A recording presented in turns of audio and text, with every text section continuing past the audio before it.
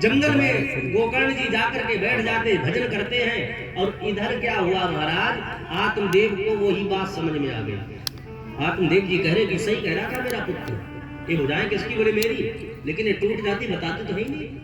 ये सर किसका बोले मेरे, सर में बाल किसके बोले मेरे, सफेद हो जाते बताते तो है नहीं। कान किसके मेरे, बहरे हो जाते, कम सुनाई पड़ने लग जाता बताते तो है नहीं। आंखें किसकी मेरी बोले रोशनी कम हो जाती बताती तो है नहीं। सही कह रहा मेरा बेटा। आत्मदेव के बात वो समझ में आ गई।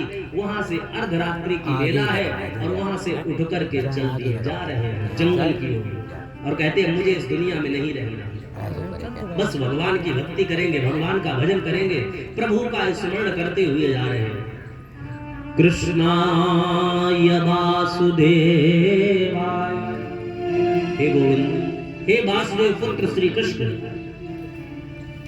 हरे परमात्मने।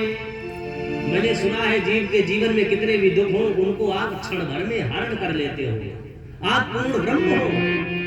प्रणत क्लेश नाशाय, ये मेरे भी प्राण आपकी ही शरण में निकले। श्री कृष्णाय वयं नमः। ये विप्र आपके चरणों में प्रणाम करता है। आज आत्मदेव वहां से चल दिए जा रहे हैं प्रभु के नाम का गुणगान करते हुए। कुछ न बिगड़ेगा तेरा प्रभु की शरण आने के बाद, कुछ न बिगड़ेगा तेरा शरण आने के बाद, कुछ न बिगड़ेगा तेरा प्रभु की शरण आने के बाद, कुछ न बिगड़ेगा तेरा आने के बाद, हर खुशी मिल जाएगी, हर खुशी मिल जाएगी, चरणों में झुक जाने के बाद, कुछ न बिगड़ेगा तेरा प्रभु की शरण आने के बाद।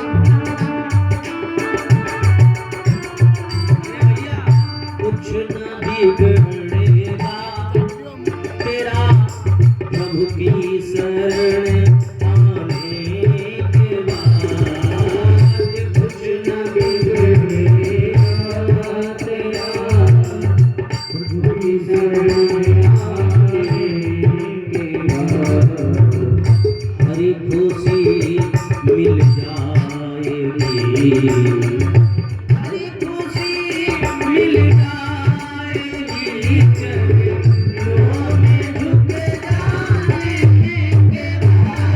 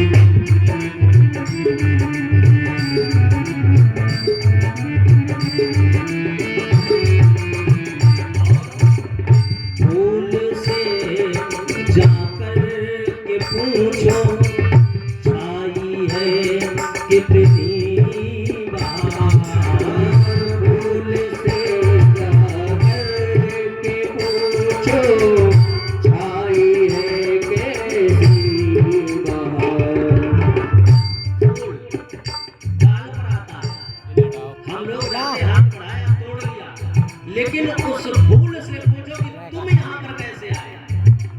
भाई फूल से पूछो, इसलिए कवि लिख रहा है फूल से जाकर के पूछो छाई है कितनी बार, फूल से जाकर के पूछो छाई है कैसी गार।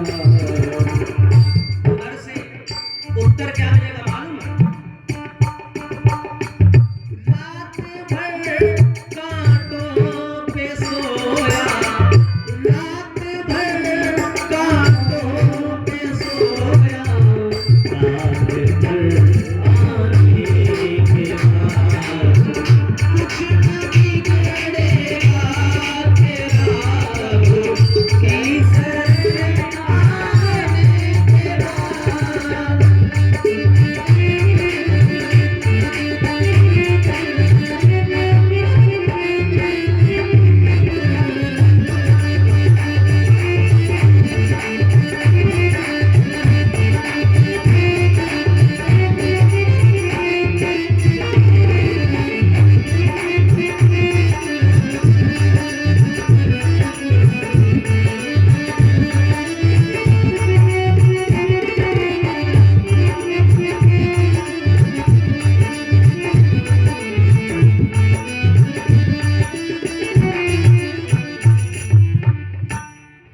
कुछ न बिगड़ेगा तेरा हरि की शरण आने के बाद, हर खुशी मिल जाएगी चरणों में झुक जाने के बाद।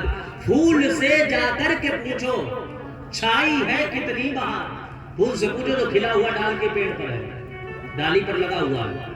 उससे पूछो कि भैया तुम यहाँ पर बड़े खुशनसीब हो, यहाँ पर कैसे आए? तो फूल क्या बोलेगा? बोले भैया हम खुशनसीब नहीं है, रात भर कांटों पे सोया डाल पर आने के बाद। डाल पर आने से पहले कांटों पर चलना पड़ा। फूल पांव कांटों फूलों पे रखने से पहले तुमको कांटों पे चलना पड़ेगा। अगर सुख चाहिए तो प्यारे दुख तो उठाना पड़ेगा। ये भगवान की कितनी बड़ी कृपा है। उस ठाकुर जी की कृपा से, उस कन्हैया की कृपा से मानव जीवन मिला, और इस मानव जीवन को पाकर के अगर व्यर्थ में गंवा रहे तो प्यारे इससे बड़ा कोई दुर्भाग्य नहीं है। ये मेरे गोविंद की बहुत बड़ी कृपा है प्यारे। उसकी कृपा सारे संसार पर कण कण में, हर व्यक्ति के ऊपर, हर मानव के ऊपर, हर पशु पक्षी के ऊपर। ऐसा मेरा कन्हैया है। ए भैया आत्मदेव वहां से चल दिए, जाकर के जंगल में बैठ गए, दसम स्कंद भागवत का पाठ किया। क्योंकि भागवत का जो दसम स्कंद जो है, जिसमें कृष्ण जन्म की कथा आती है, वो भगवान का हृदय बताया गया। दसम स्कंद में ही श्लोक आया श्रीमद् भागवतोख्यम प्रत्यक्ष कृष्णे वही। वो वहां पर लिखा कि प्रत्यक्ष परिपूर्ण मेरे गोविंद भगवान का ही स्वरूप है। क्योंकि वहां पर सारे देवी देवता जब भगवान प्रकट होते हैं तो फूलों की वृष्टि करने के लिए आते हैं। आत्मदेव को प्रभु की शरणागति प्राप्त हुई। धीरे धीरे समय बीत रहा, अब आने वाला समय गया, जाने वाला शुरू हो गया। क्योंकि जो धन लाते थे वो कौन थे? बोले आत्मदेव। और उनको प्रभु की शरणागति प्राप्त हो गई।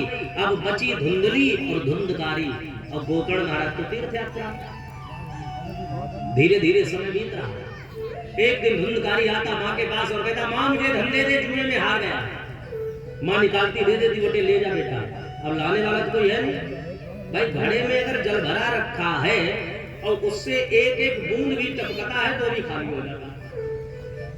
10 किलो का घड़ा भरा रखा है और एक एक बूंद टप टप होने से पूरा घड़ा खाली। अगर उसमें पानी न डालो तो खाली तो है। आत्मदेव तो भगवान को प्राप्त हुए। अब धन आना बंद हो गया। धुंधली के पास आता, दे दे भैया, माँ निकाल के दे देती। एक दिन आया माँ के पास और बोला, माँ मुझे बहुत सारा धन दे दे। माँ ने कह दिया, बेटा अब बचा ही नहीं, है ही नहीं। तो माँ को ताड़ने लगा, फटकारने लगा, मारने लगा। अगर इस धुंधली ने कोख में रख करके इसको जन्म दिया होता तो आज ये नौबत नहीं आती। और जो माँ बाप अपने बच्चों की सेवा नहीं करते बालापन में, उनकी बच्चे कभी बुढ़ापे में सेवा नहीं करते, कभी भी। मैंने देखा बच्चों का जन्म हो और जन्म होते ही 2-4 दिन में बोतल पकड़ा दी दूध वाली, दूध वाली बोतल सजा दी। और फिर कहते पंडित जी जरा पत्रा खोल के देखियो और छोरा सेवा ना कर लो। अरे अगर तुमने इसकी बालापन में सेवा की होती, अपना स्तनपान कराया होता, तो तुम्हें कहने की कहीं जरूरत ही नहीं पड़ती। और नहीं तुम इतने लोग बैठे जिसने बोतल का दूध पिलाया हो और मुझे बता दे कि वो बालक सेवा करता है, कोई नहीं करता ना। ये प्रमाणित चीज है, शास्त्रों में लिखा है। अब जब बोतल पहले से पकड़ा दोगे तो जीवन पर्यंत, जब शुरू में ही बोतल पकड़ा दे तो अंत भी बोतल ही पिलाएगा। एक महात्मा इसका बहुत सुंदर भाव देते हैं, बालापन में दूध की बोतल। ए भैया, बालापन में दूध की बोतल, थोड़े बड़े हुए कोल्ड ड्रिंक, ड्यू, स्प्राइट, माजा पीते हैं और थोड़े और बड़े हुए ठेके की बोतल पीते हैं। और जब बुढ़ापा आ जाता है तो ग्लूकोज की बोतल पीते पीते ऊपर चले जाते। बोले गोविंद भगवान की ये बोतल फिर साथ नहीं छोड़ती है, जो बोतल पहले सदा दे। तुम्हारी शुरुआत बिगड़ गई, मकान बनाओ, कुर्सी टेढ़ी बन जाए, देखते हैं सीधा मकान चला जाए। जब तुम्हारा शुरुआत ही गड़बड़ हो गया तो फिर अंत नहीं सुधरेगा।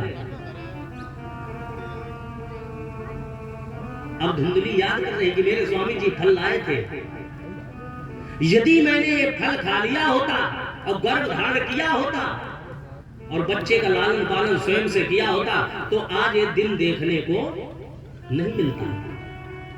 मारने लगा, मां बेचारी दुखी होकर के रो रही है, कहने लगी बेटा मेरे पास जो भी था मैंने वो तुझे दे दिया, कल आना, जो भी मेरे पास डुका छिपा गड़ा हुआ धन रखा मैं सब निकाल के दे दूंगी।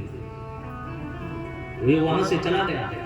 मां बेचारी रात्रि भर बैठी बैठी रो रही है, दुखी हो रही है, मैं क्या करूं, कल मेरा पुत्र आएगा और मैं उसको क्या जवाब दूंगी।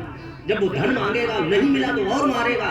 अब मां ने सोचा कि अब क्या करना चाहिए, मरने के सिवा कुछ नजर नहीं आया। घर में बना था कुआं, कुएं में कूद कर आत्महत्या कर ली। पिताजी जंगल में चले गए, मां ने कुएं में कूद कर आत्महत्या कर ली। अब प्रातः काल हुआ, गोकर्ण धुंधकारी आता, कहता ए मां कहां है? अम्मा हो तो बोले, उसने तो कुएं में कूद कर आत्महत्या कर ली। अब ये इधर उधर ढूंढ रहा, पूरा घर तहस नहस कर दिया, कोने कोने में ढूंढा लेकिन मां नजर नहीं आई। और जब कुएं में झांक करके देखा तो वो उसकी मां मरी पड़ी हुई है कुएं के अंदर। ये रोने लगा, छाती कूटने लगा और कहने लगा मां ये तूने क्या किया? रो रहा, बड़ा दुखी हो रहा, ऐसे रो रहा कि मां से बहुत प्रेम करता हो। ये तूने क्यों किया, क्यों मर गई, क्यों मुझे छोड़ के चली गई? अरे मरना था तो मर जाती, लेकिन मरने से पहले छिपा हुआ धन तो बता जाती। इसको दुख इस बात का नहीं कि मां मेरी मर गई, इसको दुख इस बात का है कि छिपा हुआ धन वो तो बता जाती। इसने घर को खुलवा करके तालाब करवा दो महाराज, खोलो, तालाब करवा दिया, फूटी कौड़ी भी नहीं मिली। अब ये वैश्याओं के पास जाने लगा। और वैश्याओं को प्रेम तुम्हारे रूप रंग से नहीं होता, तुम गोरे हो, काले हो, नीले हो, पीले हो, रोड लाइटें सही है, फ्यूज है दोनों, उससे कोई मतलब नहीं होता। उनको केवल आपके धन से मतलब होता है।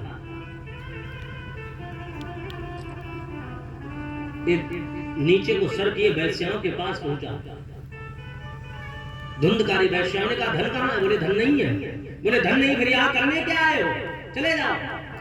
अबे वहां से चल पड़ा। इसने सोचा कि अब धन कहां से लाऊं। अब महाराज जब कोई उपचार नहीं तो चोरी करना प्रारंभ कर दिया।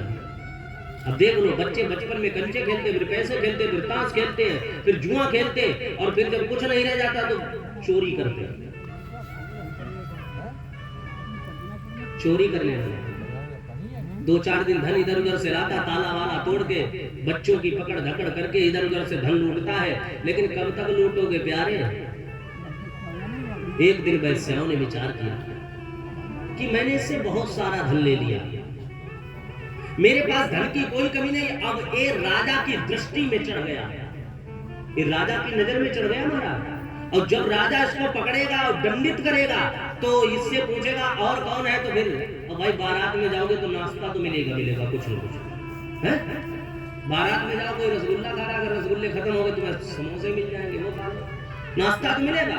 बोले जब ये पकड़ा जाएगा, इस पे लठ चलेगा, राजा का दंडित किया जाएगा, तो नाम बता देगा कि ये मेरा स्टाफ है, तो हम भी पकड़े जाएंगे। वैश्याओं ने कहा ऐसा करो, इससे फ्री हो। अर्धरात्रि की बेला है, नशे में आया, इसको लिटा दिया पलंग पर, खूब मदिरा पिलाई, पीने के बाद नशे में कर दिया, पलंग में ही इसको रस्सी से बांध लिया उन वैश्याओं ने, रस्सी से जकड़ दिया और जलती हुई लकड़ियों के अंगार इसके मुंह में ठूंस रही है। ये हाय हाय चिल्ला रहा, बचाओ बचाओ बचाओ, लेकिन बचाए कौन? तूने जीवन में कभी भगवान को पुकारा नहीं, भगवान को भजा नहीं, मंदिर को गया नहीं, माँ बाप की सेवा की नहीं, धर्म में धन को लगाया नहीं, कौन बचाएगा बोलो? उन वैश्याओं से कहो बचाओ, जिस पत्नी को प्रेम करते उससे कहो बचाओ, जिन बच्चों को पाल पोस के बड़ा किया उनसे कहो बचाओ। हमारे संत कहते मारने वाला है भगवान, बचाने वाला है भगवान। सेवा सबकी करो लेकिन निष्ठात्मक प्रीति अपने गुरु से ही करो। प्रेम सब घर परिवार बच्चे जो भी है सबसे करो, नाते रिश्तेदार पैसे प्रेमी सबसे करो, लेकिन निष्ठात्मक प्रीति इस कन्हैया से करो, कल्याण तभी होगा। जियो भी है महाराज, और प्रीति होगी जियो भाजी, अरे जियो बिन परची कोई नहीं प्रीति।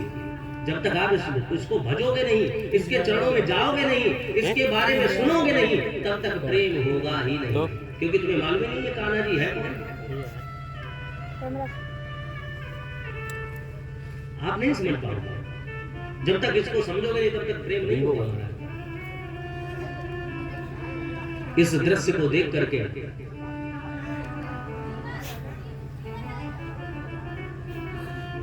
ग्वाल मंडली है भैया, इसको जकड़ के रस्सी से बांध लिया, डका रहा, चिल्ला रहा बचाओ बचाओ, लेकिन बचाए कौन? वैश्याओं ने क्या किया, जब ये जोर जोर से चिल्लाने लगा, इसको खोला हुआ गड्ढा खोद के अधमरा हुआ गड्ढे में गाड़ दिया, डाल दी मिट्टी, तोप दो, अधमरा हुआ। ये महाभयानक प्रेत बन गया धुंधकारी।